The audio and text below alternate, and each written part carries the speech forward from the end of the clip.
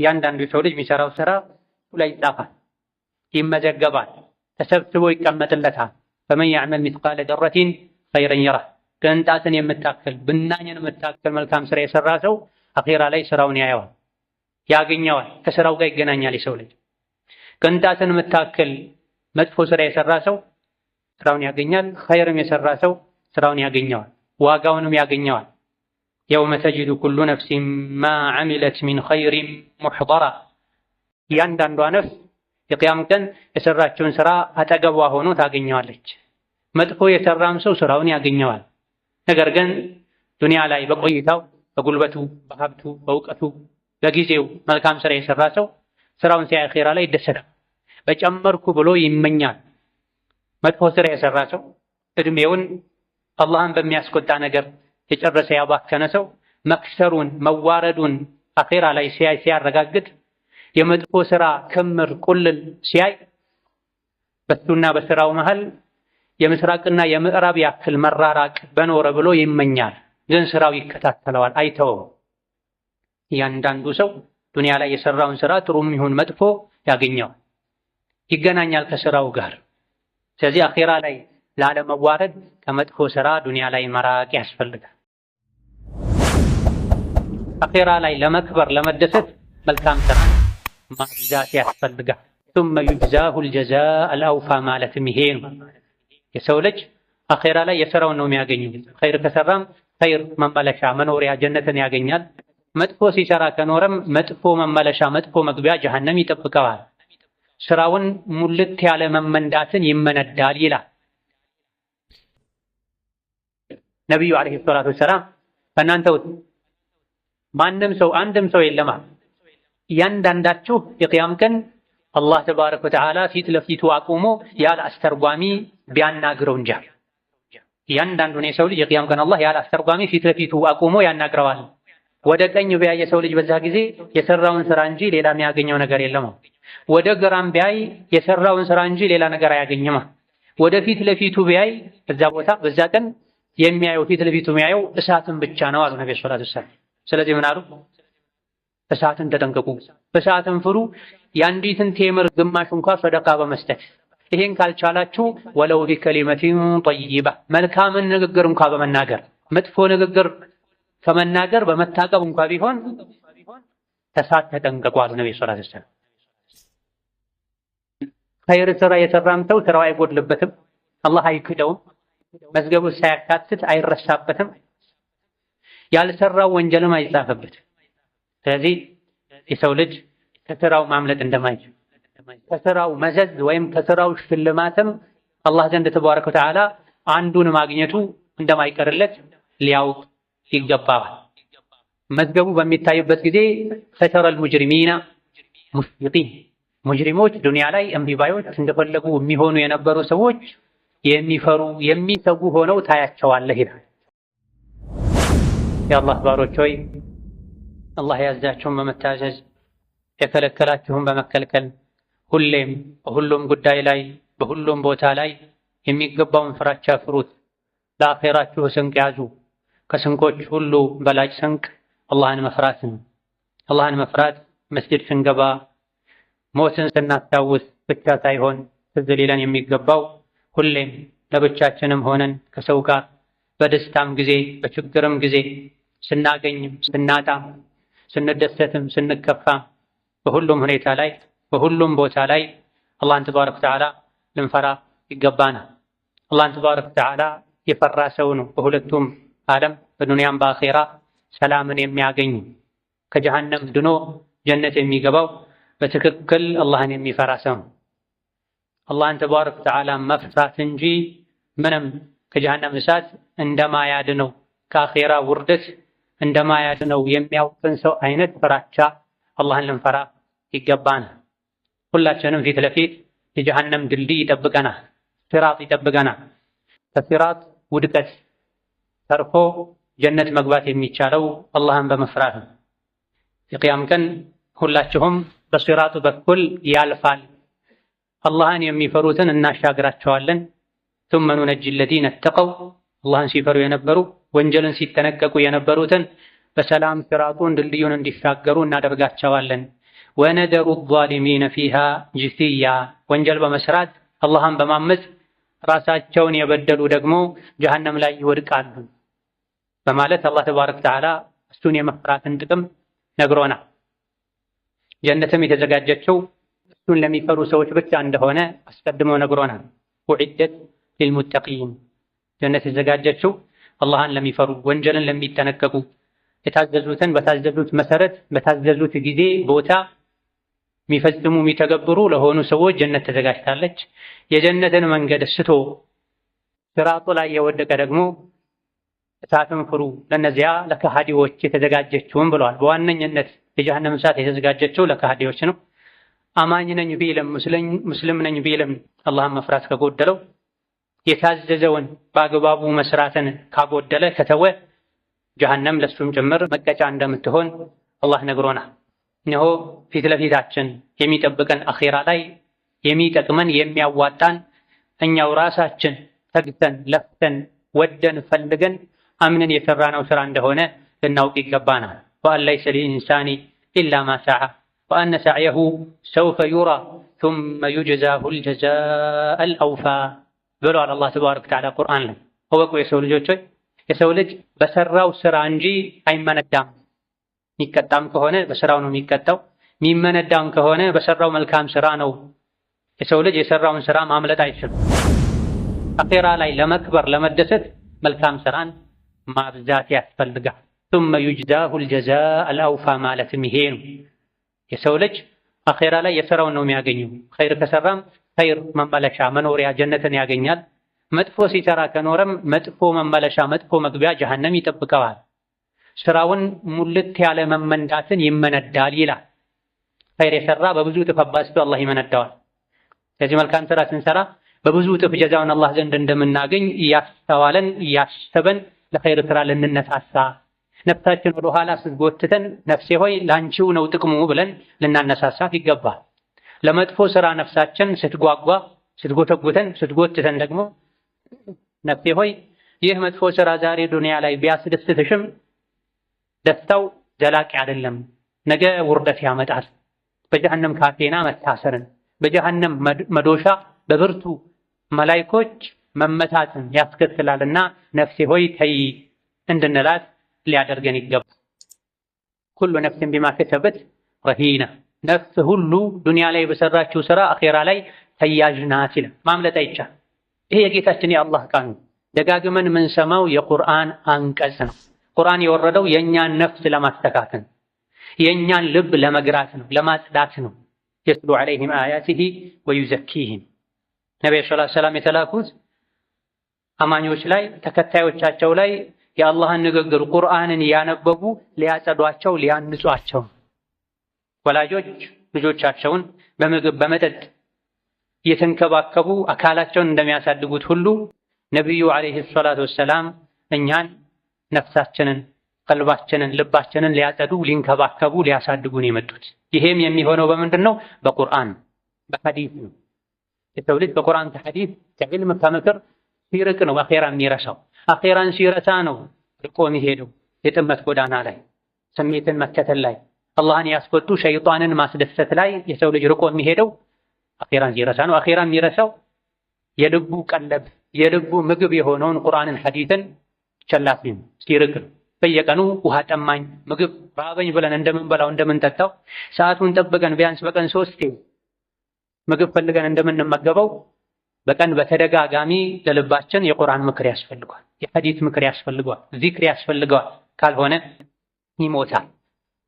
ለዚህ ነው ልባችን የብዙዎቻችን ስለታመመ ያንዳንዶችም ስለሞተ ነው ቁርአን የገሰጸን የመከረን። ብዙ ሞተው ወደ አኺራ የሚሄዱ ሰዎችን እያየን እኛ መጥፎ መንገድን አንለቅም የምንለው በከንቱ ምኞት ሸይጣን የሚያታልለን። ሰይغፈሩ ለና አላህ መሃሪ ነው፣ ነገ ይምረናል፣ ነገ ተውበት እናደርጋለን እያለን በእጃችን በሌለ ነገ ተስፋ አድርገን ዛሬያችንን እናበላሻለን። ስንትና ስንት ሰው በሞተበት በተኛበት ሞቶ ወደ አኺራ ይሄዳል። ለሰርግ ለብሶ የሄደውን ልብስ ሰዎች ጀናዛውን ለማጠብ በግድ ያወልቁለት ነው። ይሄን ዘውትር ለነፍሳችን ልንነግራት አኺራን ሁሌ ፊት ለፊታችን ልናደርግ ይገባናል። ኩሉ ነፍስን ቢማ ከሰበት ረሂና ነፍስ ሁሉ በሰራችው ስራ ሙርከኛ ሆና ትያዛለች። ስራዋ ነው አላህ ዘንድ ሚያስይዛት ሚያድናትም ስራዋ ነው። እያንዳንዱ የሰው ልጅ ቆሞ አላህ ዘንድ ይገመገማል፣ ይፈተሻል፣ ይመረመራል። ተመርምሮ ያለፈ ጀነት ላይ ያርፋል። ተመርምሮ ተፈትሾ ተገምግሞ የወደቀ ጀሀነም ላይ ከስሮ ተዋርዶ ሁሌ የተቆጨ ይኖራል። መን ኢህተዳ ፈኢነማ ያህተዲ ሊነፍሲህ ወመን ضለ ፈኢነማ የضሉ ዐለይሃ ወላ ተዚሩ ዋዚረቱን ዊዝረ ኡኽራ። የተስተካከለ ቀጥ ያለ የሚስተካከለው የሚቃናው የሚስተካከለው ለራሱ ነው። የጠመመም የመጥመሙ የማመፁ ጉዳት እሱ ራሱ ላይ ነው። ወላ ተዚሩ ዋዚረቱን ዊዝረ ኡኽራ። የተኛዋም ወንጀለኛ ነፍስ የሌላን ሰው ወንጀል አትከተም። እንዲት ነፍስ ራሷ ያላጠፋችውን ጥፋት አላህ ዘንድ ተባረከ ወተዓላ አትጠየቅበትም ይላል። ምን ማለት ነው? ይሄ ያንዳንዱ የሰው ልጅ የራሱን ወንጀል ራሱ ነው የሚሸከመው። በራሱ ጥፋት ራሱ ነው የሚጠየቀው። አባቴ እንዲያድርጎኝ፣ እናቴ እንዲያደርጋኝ፣ ጓደኛዬ፣ ዘመኑ፣ ጊዜው አላህ ዘንድ ቦታ የሌላቸው ምክንያቶች ናቸው። ያንዳንዱ የሰው ልጅ ለአካለ መጠን ከደረሰ በኋላ በስራው ራሱ ይጠየቃል። ራሱን መቆጣጠር አለበት። የዱንያ ህይወትን ኑሮን ለማሸነፍ እንደምንታገለው ሁሉ አኼራን ለማስተካከል ቀብራችንን ለማሳምር የጀነት ደረጃዎች ላይ ለመውጣት ከነፍስ ጋር ከሰይጣን ጋር ግብ መፍጠር ያስፈልጋል። ዱንያን ለማሸነፍ ከሞቀ ብርድ ልብስ ብርድ እንኳ ቢሆን መውጣት፣ ህመም እያለ ወገብ አስሮ ራስ አስሮ ራስን አጽናንቶ ህመምን አረሳስቶ ወጥቶ ስራ መስራት የኔ ግዴታ ነው ብለን እንደምንታገለው ሁሉ ለዱንያ ሙጃሂዶች እንደምንሆነው ሁሉ ለአኼራም ነፍሳችን ልንታገል ይገባል። የታዘዝነውን ልንፈጽም የተከለከልነውን ልንከለከል ይገባል። ካልሆነ ግን መንገድን ብንስት እንደፈለገን ብንሆን እንደፈለጉ የመሆን አላህን የማስቆጣቱ ጉዳት እኛን ራሳችንን ነው የሚነካው። ወኩለ ኢንሳኒን አልዘምናሁ ጣኢረሁ ፊ ዑኑቂህ፣ እያንዳንዱን የሰው ልጅ ስራውን አንገቱ ላይ አንጠልጥለንለታል ይላል አላህ ተባረከ ወተዓላ። ወኑኽሪጁ ለሁ የውመል ቂያመቲ ኪታባ የልቃሁ መንሹራ። የሰው ልጅ የሰራው ስራ አንገቱ ላይ እንጠለጠላል። አላህ እጁ ላይ አላለም፣ እግሩ ላይ አላለም። እጅ ተቆርጦ የሰው ልጅ ዱንያ ላይ ሊኖር ይችላል። እግርም ተቆርጦ የሰው ልጅ ዱንያ ላይ ሊኖር ይችላል። አንገቱ ተቆርጦ ግን የሰው ልጅ ዱንያ ላይ አይኖርም። ዱንያ ላይ እስካለህ ድረስ የምትሰራው ስራ በሙሉ ከአንተ ተለጥፎ ነው ያለው። በልብህ የምትሰራው ስራ አለ። መጥፎ መመኘት፣ ለሰዎች ውድቀትን መመኘት፣ ሰዎችን መመቅኘት፣ ሰዎችን መናቅ የልብ ስራ ነው። በምላስ የምትሰራው ስራ አለ።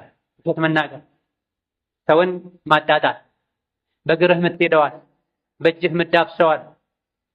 ያንዳንዱ የሰው ልጅ በአካላቱ የሚሰራቸው ስራዎች በሙሉ አንገቱ ላይ እንጠለጠላል። አንገቱ ላይ እንደተንጠለጠለ ሲሞት አብሮት አኺራ ላይ ይገናኛል። ስራውን በሙሉ የቅያም ቀን በመዝገብ መዝግበን እንካ መጽሐፍህን መዝገብህን አንብብ፣ ራስህን ለመገምገም አንተው ትበቃለህ ይባል። ወውዲዐ አልኪታብ፣ መጽሐፉም የቅያም ቀን መዝገቡ መጥቶ ይቀመጣል። የሰው ልጅ የሥራ መዝገቡን ያያል፣ ደጋግሞ ያነባል። ቀስ ብለህ አንብብ፣ አትቸኩል። መዝገቡ ላይ ያልሰራኸው ሰፍሮ ታገኛለህ፣ ይታይሃል። የሰራኸውስ መልካም ስራ መዝገቡ ውስጥ ሳይካተት ቀርቷል ተብሎ ይጠየቃል።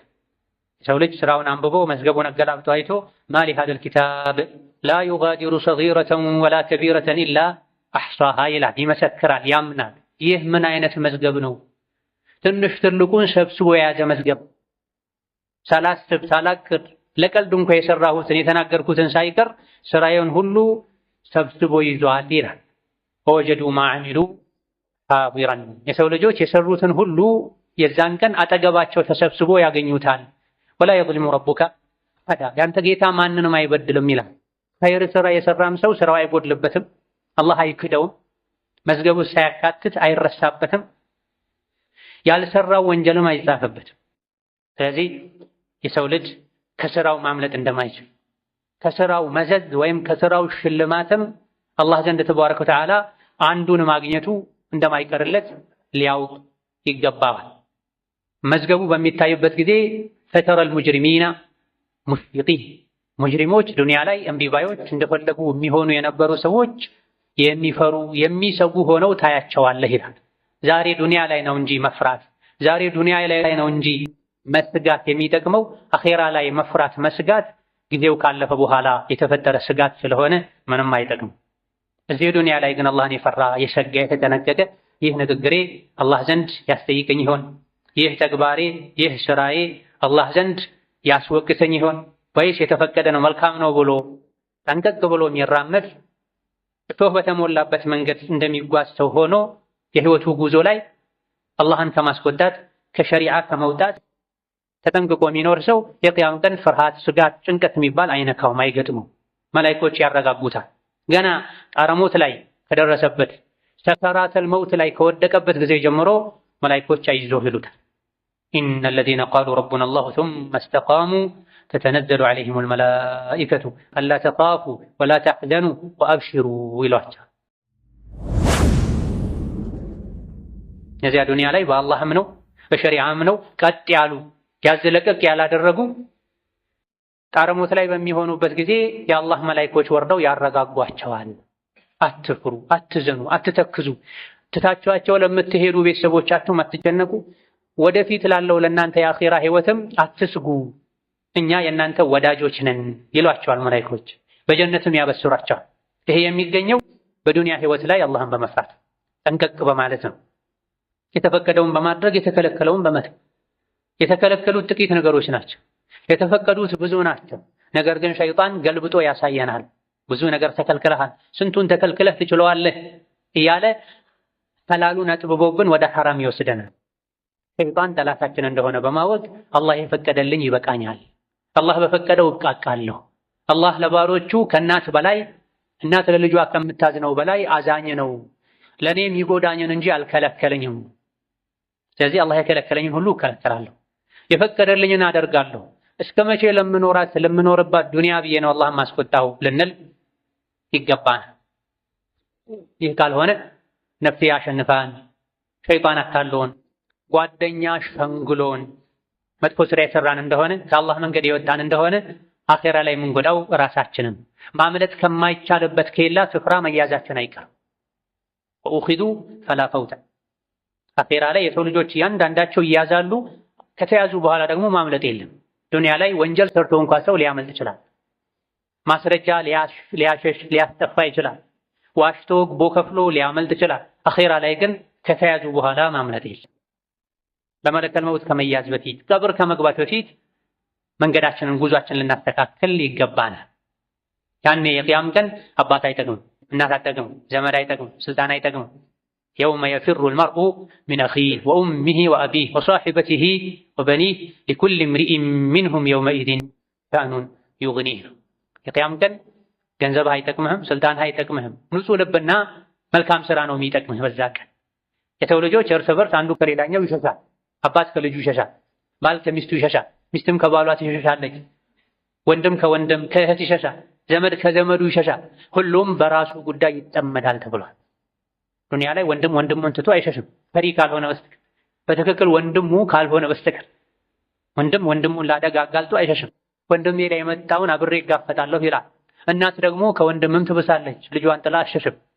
የዱንያ አደጋ ምንም ቢሆን አኼራ ላይ ግን እናት እንኳን እንደምሸሽ አላህ ነግሮን በራሳቸው ጭንቅ ውስጥ ስለሚሆኑ ዱንያ ላይ የበደልኳቸው ሰዎች እንዳይጠይቁኝ፣ ወንድሜን ዱንያ ላይ በድየዋለሁ፣ አባቴን ዱንያ ላይ በድየዋለሁ፣ በዱንያው በደል የራሴ ጭንቅ ሳያንሰኝ እሱ ጠይቆኝ ጭንቅ እንዳይደራረበብኝ ብሎ ሰው ዘመድ ከዘመዱ የሚሸሽበት ቀን።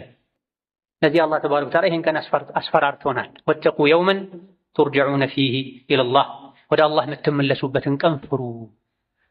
በዛ ቀን የሰው ልጅ ነፍስ የሰራችውን ስራ ሙሉ በሙሉ ትመነዳለችና እዛ ቦታ ላይ በጥሩ እንጂ የምትመነዱበትን ስራ በጥሩ የምትመነዱበትን ስራ እንጂ አትስሩ ብሎናል።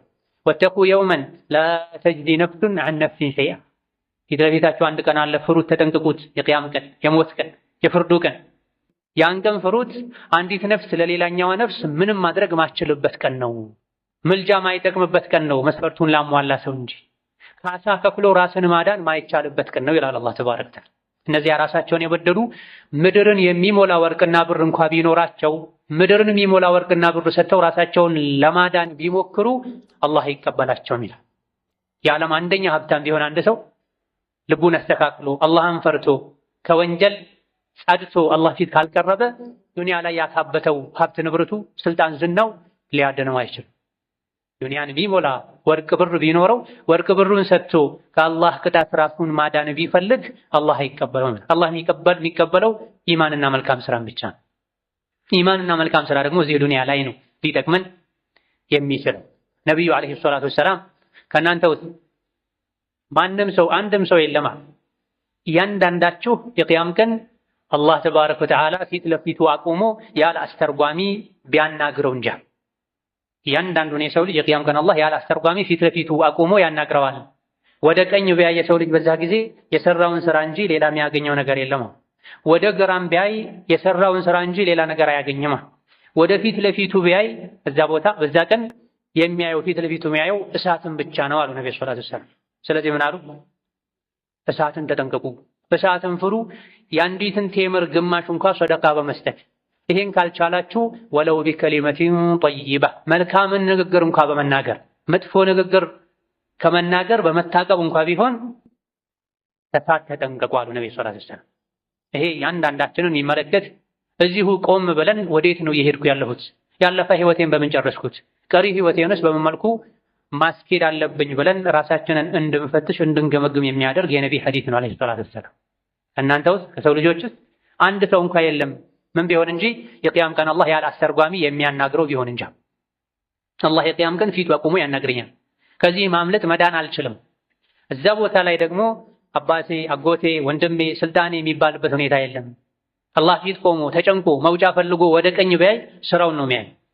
መልካም ስራ ከሆነ ያለው ይረጋጋል። ወደ ግራም ቢያይ ስራውን ነው የሚያየው። ስራው ጥሩ ከሆነ ይረጋጋል። ፊት ለፊት ግን ያለው ምንድነው?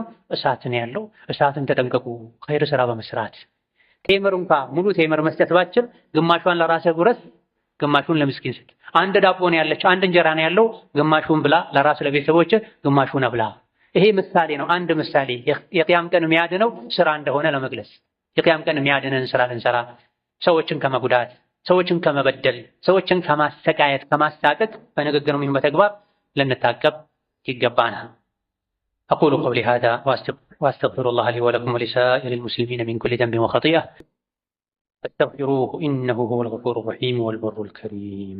استغفر الله.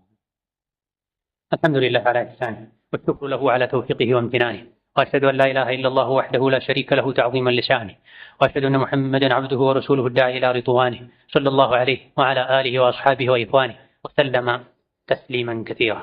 أما بعد سلأخيرا የተነገሩን ነገሮችን ሁሉ በተግባር ለማግኘት የሚጋርደን የሚከለክለን ሞት ብቻ ነው። ስለ አኺራ፣ ስለ ጀነት፣ ስለ ጀሃነም የሚነገረንን በሙሉ ስንሞት እናገኘዋል። የሰው ልጅ ሆኖ ደግሞ የማይሞት የለም። ምንም እንኳ ዱንያ ላይ ደልቶ ተመችቶ ሁሉ ተሟልቶልህ በሰላም ብትኖር አንድ ቀን ለዕለታት አንድ ቀን ሰዎች በቃሬዛ አዝለው ወደ ቀብር መውሰዳቸው አይቀርም። ዛሬ ሰዎችን ተሸክሞ ጀናዛቸውን ያደረሰ ሰው ነገ እሱ በተራው ሰዎች በቃሬዛ አዝለው ተሸክመው ወደ ቀብር ሊወስዱት ይችላል። እስከዛ ድረስ ባለው ምቾት፣ ድሎት፣ ወጣትነት ሊፈነግለን ይችላል። የሰው ልጅ ምንም ዱንያ ላይ ቢኖር ከነቢዩ ዓለይሂ ሰላቱ ወሰላም የበለጠ መኖሩ ለማንም አይጠቅምም። ነቢያት እንኳ መኖራቸው አስፈላጊ ከመሆኑ ጋር ሞተዋል። የሀብት መብዛት የስልጣን ማደግ ከሞት አይከላከልም። አንድ ቀን ስንሞት ቀደም ተብሎ ዱንያ ላይ ያለን ሲነገረን የነበረው በሙሉ እውነት መሆኑን እናረጋግጣለን። መች ነው የምንሞተው? ማናችንም አናውቅም። መች እንደሚመጣ ለማናውቀው ሞት ደግሞ ሁሌ ዝግጁ ሆነን ልንጠብቀው ይገባል። ቁል ኢነል መውተ አለዚ ተፊሩነ ሚንሁ ፈኢነሁ ሙላቂኩም በላቸው፣ ለሰዎች ንገራቸው፣ ያ የምትፈሩት ከሱ የምትሸሹ የሆነው ሞት ያገኛችኋል። ድርብርብ አጥር ውስጥ ብትሆን፣ የታነጸ ህንፃ ውስጥ ብትሆን፣ ጥልቅ ጉድጓድ ውስጥ ብትሆን፣ ረጅም ዛፍ ላይ ተራራ ላይ ብትሆን ሞትን ማምለጣት ከሞት መሸሽ አይቻል። ያ የምትሸሹት፣ የምትፈሩት፣ የምትጠነቀቁት ሞት ያገኛችኋል፣ ፈልጎ ያገኛችኋል። ከሞት በኋላስ ምንድን ነው ያለው? ثم تردون إلى عالم الغيب والشهادة ከሞት በኋላ ግልጹንም ምስጢር ድብቁንም የሚያውቅ ወደ ሆነው አላህ ትመለሳላችሁ። ስለ እያንዳንዱ ስራችሁ አላህ ይነግራችኋል፣ በስራችሁ መሰረትም ይመነዳችኋል ተብሏል። ሞት አለ። ሞት ወደ አላህ ይመልሰናል። ወደ አላህ ስንመለስ ከስራችን ጋር እንገናኛለን። ከስራችን ጋር ስንገናኝ ደግሞ የስራችንን ዋጋ እናገኛለን። ኸይር ስንሰራ ከኖረን ያማረ መልካም መመለሻ እናገኝ። ሸር ስንሰራ ወንጀል ስንሰራ ስንቀላቅል ስናበላሽ ከኖረን ደግሞ የተበላሸ የአኺራ ህይወት ይጠብቀናል። የሰው ልጅ ሲሞት ስራ ሁሉ ይቆማል ብለው ነብዩ ሰለላሁ ዐለይሂ ወሰለም ነግረውናል። የማይቆሙ ጥቂት ስራዎች አሉ፣ እኛ ሞተንም ይቀጥሉ። ሰደቃ ጃሪያ፣ ወቅፍ፣ ማይቋረጥ መልካም ስራ መስራት፣ መስጊድ መስራት፣ መድረሳ መስራት፣ በቋሚነት ለሰዎች የሚያገለግልን መልካም ስራ ዱንያ ላይ ተክሎ መሄድ፣ ዘርቶ መሄድ ብንሞትም ስራችን እንዲቀጥል ያደርጋል። ሷሊህ የሆኑ ደግ የሆኑ አላህን የሚፈሩ መልካም ስራ በብዛት የሚሰሩ ልጆችን ወልዶ መሄድ እንደዚሁ ብንሞትም አጅራችን እንዳይቋረጥ ያደርጋል። ዒልምን የሸሪዓ እውቀትን አስፋፍቶ አሰራጭቶ ተቀጣይ ትውልድ አስረክቦ መሄድም እንደዚሁ እንደዚህ አይነት ነገሮች ላይ አስተዋጽኦ ማድረግም ብንሞትም መልካም ስራችን እንዲቀጥል ያደርጋል። ባለችን አጭር እድሜ ኸይር ስራ ለመስራት ልንሽቀዳደም ይገባናል። ከሞትን በኋላ የሚቀጥል ኸይር ስራ እንዲኖረን ልንለፋ ልንደክም ይገባናል። ነገ ጥለናት የምንሄድን ዱንያን ያሳመረን የማይቀረውን አኺራችንን ባዶ ልናደርግ አይገባም። መምጣቱ አይቀሬ ለሆነው አኺራ ከልባችን ልንሰራ ይገባል። ልጅነት፣ ወጣትነት፣ ጤንነት ሊፈነግለን አይገባም። ሁሉም ጊዜያዊ ነገሮች ናቸው፣ አላህ ዘንድም የሚያስጠይቁ ናቸው። ነብዩ ሰለላሁ ዐለይሂ ወሰለም የቂያም ቀን እያንዳንዱ የሰው ልጅ ስለ እድሜው ይጠየቃል፣ በምን እንደጨረሰው። ስለ ወጣትነቱ ይጠየቃል፣ በምን እንዳሳለፈው። ስለ ገንዘቡ ይጠየቃል፣ ከየት እንዳመጣው፣ ምን ላይ እንዳወጣው። ስለ እውቀቱ ይጠየቃል፣ አውቀህ ነበር፣ ሰምተህ ነበር፣ ሰምተሽ ነበር፣ ባወቅከው ምን ሰራ፣ ምን አደረግ ይባላል ብላ። ስለዚህ ለእነዚህ ሁሉ ጥያቄዎች የቂያም ቀን አላህ ዘንድ ስለምንጠየቃቸው ጥያቄዎች በሙሉ መልስ ልናዘጋጅ ይገባናል። መልሱ ደግሞ በተግባር ዛሬ ሊታይ ይገባዋል። መልሱም ትክክል ሊሆን ይገባዋል። ዱንያ ላይ መርማሪን ልንሸውድ እንችላለን፣ ልናታለል እንችላለን። አላህ አይታለንም፣ መላኢኮች አይታለኑም። ሚያድንን በትክክል እዚህ ዱንያ ላይ የኖርነው የተግባር መልስን የሶላት ጉዳይ አላህ ዘንድ ያስጠይቃል ብሎ ያመነ ሰው ሶላትን በአግባቡ መስገድ አለበት። የዘካ ጉዳይ አላህ ዘንድ ያስጠይቃል ብሎ ያመነ ሰው ዘካን በአግባቡ ማውጣት አለበት። አይን፣ ምላስ፣ ልብ፣ እጅ፣ እግር አላህ ዘንድ ያስጠይቃል ወይም ያዋርዳል ወይም ያስከብራል ብሎ ያመነ ሰው የሰውነት አካላቱን ከወንጀል ማራቅ እንዲታቀቡ ማድረግ ይጠበቅበታል። እናውቃለን ግን ያወቅነውን አንተገብርም። ይሄ የበለጠ አላህ ዘንድ ያስጠይቀናል። አውቀን ማጥፋታችን፣ መልካም ስራዎችን አውቀን ቸላ ማለታችን የበለጠ አላህ ዘንድ ያስጠይቀናል፣ ያዋርደናል። ዱንያ ላይ እስከ መቼ እንደምንኖር አናውቅም። ያልፋል የዱንያ ቆይታ። በሶላት፣ በዚክር፣ በቁርአን፣ በመልካም ስራ ተሽቀዳድሜ ጊዜውን ልጠቀምበት ይገባል ልንል ይገባናል። ثم صلوا وسلموا على البشير النذير والسراج المنير فقد أمركم ذلك ربكم قائلا إن الله وملائكته يصلون على النبي يا أيها الذين آمنوا صلوا عليه وسلموا تسليما اللهم صل وسلم وبارك على عبدك ونبيك محمد وعلى آله وأصحابه وأتباعه وسلم تسليما كثيرا اللهم أعز الإسلام والمسلمين وأذل الشرك والمشركين ودمر أعداءك أعداء الدين اللهم اجعل هذا البلد آمنا مطمئنا سخاء رخاء وسائر بلاد المسلمين اللهم آمنا في دورنا وأوطاننا ولا تسلط علينا بذنوبنا من لا يخافك فينا ولا يرحمنا اللهم أعنا على ذكرك وشكرك وحسن عبادتك اللهم أعنا على ذكرك وشكرك وحسن عبادتك اللهم حبب إلينا الإيمان وزينه في قلوبنا وكره إلينا الكفر والفسوق والعصيان واجعلنا من الراشدين اللهم إنا نسألك فعل الخيرات وترك المنكرات وحب المساكين وأن تغفر لنا وترحمنا وإذا أردت بعبادك فتنة أن تقبضنا إليك غير مفتونين اللهم إنا نسألك الهدى والتقى والعفاف والغنى اللهم إنا نسألك الهدى والتقى والعفاف والغنى اللهم إنا نسألك الهدى والتقى والعفاف والغنى اللهم اغفر لنا ولوالدينا ولمشايخنا ولجميع المسلمين اللهم فرج هم المهمومين ونفس كرب المكروبين واقض الدين عن المدينين واشف مرضنا ومرضانا ومرضى المسلمين اللهم اشف مرضنا ومرضانا ومرضى المسلمين وارحم موتانا وموتى المسلمين برحمتك يا أرحم الراحمين ربنا آتنا في الدنيا حسنة وفي الآخرة حسنة وقنا عذاب النار آمين والحمد لله رب العالمين.